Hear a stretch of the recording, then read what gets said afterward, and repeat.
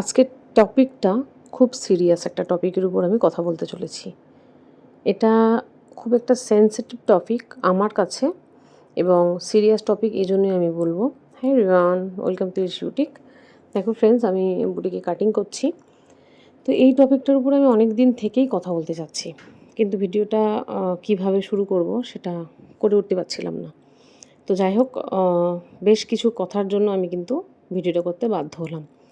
টপিকটা হচ্ছে এরকম, বেশ কিছু জায়গায় কথা শোনা যায় যে আমার খুব কাছের রিলেটিভ তারাই বেশ আমাকে বলছে বা গল্প করছে অন্যদের সঙ্গে এরকম যে আমার আমার ধরো ওরা, আমি বুটিক বলে নাম দিয়েছি, ওরা হলো বলছে ধরো দোকান, যে তোমার দোকান তো এত বছর ধরে চলছে, কই এত তো লোকজন দেখি না, এত তো ভিড় হয় না, কেমন চলে দোকানটা?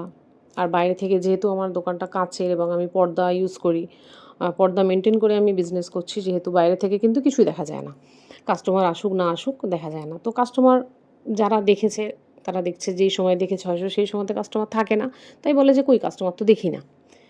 এবার হচ্ছে আমার পরে পরে আরও আমাদের বাজারে অনেকগুলো দোকান হয়েছে, রীতিমতো তাদের দোকান ফলো করছে, তাদের প্রচুর কাস্টমার, একদম ঠেলে ঢোকা যায় না এরকম কমেন্ট, যে ওদের দোকানে ঠেলে ঢোকা যায় না, তোমার পরে দোকান দিয়েছে। আমার খুব কাছের রিলেটিভ তারা এগুলো কথা ইভেন আমাকেও সামনাসামনি বলেছে যে ওরা তো বিজনেস করে, ওরা গেনার, বা বিজনেস করতে গেলে ভাগ্যের দরকার, এরকম।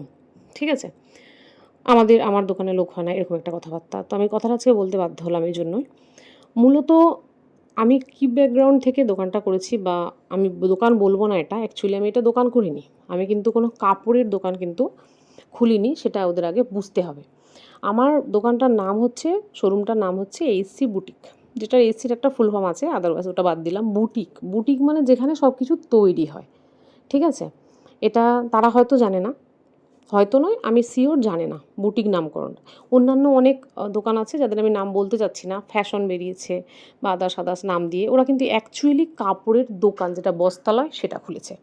আমি কিন্তু ওই বস্তালয় উদ্দেশ্যে কিন্তু ওপেন করেছিলাম না, 2020 সালে তুলেছিলাম। তো এটা আমার উদ্দেশ্য ছিল আমি এখানে ড্রেস ডিজাইন করব, ড্রেস তৈরি করব।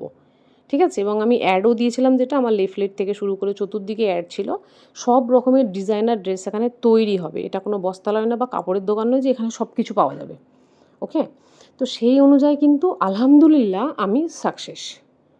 মানুষ বাইরে থেকে কি দেখছে আমি জানি না, এবং তাদের মনের বক্তব্য হতেই পারে।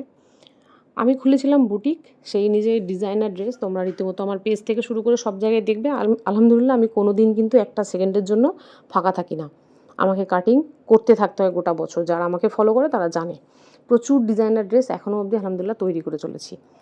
ইভেন আমার যে দুটো স্টাফ আমি রাখি, বেশ যথেষ্ট ভালো পরিমাণের বেতনে ওদেরকে প্রথম থেকে 2020 সাল থেকে আমার 2-3টে করে স্টাফ রেগুলার 6 বছর আলহামদুলিল্লাহ থাকছে। ওরা ভালো বেতন দিয়ে থাকে। এখনকার জানো ম্যাক্সিমাম মিনিমাম বেতন এখন 4,000 থেকে শুরু হচ্ছে প্রত্যেকটা জায়গায়।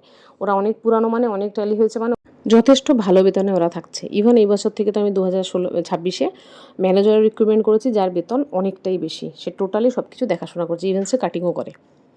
তো এবার আমি একটা কথা বলি, আমি যখন 2020-তে শুরু করেছিলাম, বুটিক দিয়ে শুরু করেছিলাম, কাটিং ডিজাইনিং এসব করা আমার উদ্দেশ্য ছিল, যেখানে আমি মেনলি ফোকাস করব চুড়িদার, বোরখা এগুলো তৈরি করব। রীতিমতো আলহামদুলিল্লাহ করছি আমি, প্রচুর অর্ডার। সেই অর্ডারে আমার কিন্তু 3টা আমার সবসময় সেলফ এমপ্লয় ওরা থাকে, তার সঙ্গে যারা তৈরি করে তাদেরও দিতে হয়, আদার্স বিল টিল আদার্স সবাই আছে। এবার আসি আরেকটা, এবারে যেটা হচ্ছে তুমি এখন যে সবাই দেখতে পাই যে দোকান দোকান, যখন আমি দেখলাম যে এই দিক থেকে আমি আলহামদুলিল্লাহ আমার প্রচুর অর্ডার, সব ঠিকঠাক চলছে, আমাকে বাইরে এমন অর্ডার আসছে, আমাকে বাইরে কাজ করাতে হচ্ছে, আমি নিজে ওখানে কাজ করতে পারছি না, কাজ করানো হচ্ছে না, এমন এমার্জেন্সি আমার এখানে কাজ হচ্ছে, প্রচণ্ড বিজি থাকতে হচ্ছে। তার জন্য কি করলাম আমি, কিন্তু এবার বিজনেসটাকে ইমপ্রুভমেন্ট করার জন্য কিন্তু সেকশন ভাগ করলাম, বোরখা ঢোকালাম, হিজাব ঢোকালাম, এবং চুড়িদারের পিস, বাচ্চাদের সেরকম একটা না, এখানে যেগুলো তৈরি হয় সেই টাইপের, এগুলো কিন্তু আমার প্রমোশন। আমি সেই মতো করে কিন্তু দোকান বা বস্তালয় খুলিনি যে আদার্স সব কিছু পাওয়া যাবে, সবাই এখানে এসে গোটা দিন ভিড় করে থাকবে, ছেলে মেয়ে বোধ সবাই সব কিছু পাওয়া যাবে, সেই রকম যদি তুলতাম তো সেই রকমই লোকের মার্জিন এখানে দেখা যাবে। তো সেই রকম বুটিক থেকে আস্তে আস্তে আমি নিজেকে প্রোগ্রেস করে যেখানে গেছি, আলহামদুলিল্লাহ বোরখা আমি যে হারে এখন নিয়ে আসি, আলহামদুলিল্লাহ ভালো। যারা জানতো এটা এখানে শুধু তৈরি হয়, তারা তৈরি করতে এসে দেখছে যে না এখানে এগুলো পাওয়া যাচ্ছে, প্রচুর পারচেস করছে এবং তার জন্য কিন্তু এই যে দেখতে পাচ্ছ সবসময় কিন্তু আমার ভিডিওতে তোমরা দেখেই থাকবে, সবসময় কিন্তু রীতিমতো স্টক ফুল থাকে, কোনো দিন কমতি হয় না।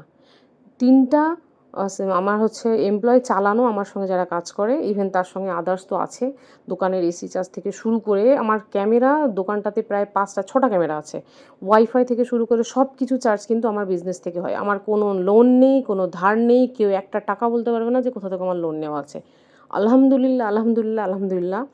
অনেকবার বলবো, আমার বাবার দিয়ে হাত থেকে শুরু করে আমি সেই প্রথম ফার্স্ট করার জন্য যে একটা টাকা নিতে হয়, বাবার হাত থেকে নিয়েছিলাম, তারপর থেকে আমাকে কোথাও আর হাত পাততে হয়নি, সব আমার বিজনেসের টাকায় আমি ইমপ্রুভমেন্ট করছি। এবার যারা বলে যে কি প্রোগ্রেস, তারা আমি জানি না কেন বলে, তো আমার দিক থেকে আমি মেন্টালি 100%, 100% 10% আমি স্যাটিসফাই যে আমি কিন্তু অনেকটাই এগিয়ে গেছি। তোমরা দোয়া করবে, এবং যারা আমার খুব কাছের লোক, যারা আমাকে ভালোবাসো, যারা আমাকে দেখছো, তাদের কাছ থেকে আমি দোয়া চাইবো। আর যারা এরকম বলছো সাইটে কোথায় লোক কোথায় লোক, তারা বলতেই থাকো। আর তোমাদের আমি বদদোয়াতেই এগিয়ে যেতে যদি পারি তাহলে এগিয়ে যাব। এবং যারা খুব, আমার বলে দিলাম, কাছের রিলেটিভ যারা এগুলো নিয়ে কথা বলে, তারাই কোনো দিন আমার বুটিকে এসে কোনো কিছু পারচেস করেনি, তারা শুধু বাইরেই কথা বলে। খুব কাছের লোক, খুব কাছের আমার আত্মীয় যারা এগুলো নিয়ে গল্প করে, সমালোচনা করে বাড়িতে বসে, তারাই কোনো দিন আমার বুটিক থেকে একটা টাকাও জিনিস কিনে নিয়ে যায়নি। অথচ ওরা এগুলো বাড়িতে নিয়ে এগুলো বসে গসিপ করে, দেখো ওই দোকানটা ওর পরে খুললো, কত প্রোগ্রেস, এর দোকানে নেই। ওরা বাইরে ইনভেস্ট করে টাকা দিয়ে কিনবে, কিন্তু নিজের রিলেটিভদের আমাকে দিলে হয়তো আমি বড়লোক হয়ে যাবো, এরকম চিন্তাভাবনা। তো দরকার নেই আমার এরকম কাস্টমারের। যাই হোক, আলহামদুলিল্লাহ, আমাকে আল্লাহ যা দিয়েছে তাতে আমি আলহামদুলিল্লাহ খুবই খুশি। তো আমাকে যেন এইভাবে চালিয়ে নিয়ে যেতে পারে, তো সেটাই আমি আশা রাখবো, দোয়া রাখবো। ঠিক আছে, থ্যাংক ইউ। অনেক বেশি বলে ফেললাম আজকে, কাউকে যদি ছোটো করে থাকি ক্ষমা করো।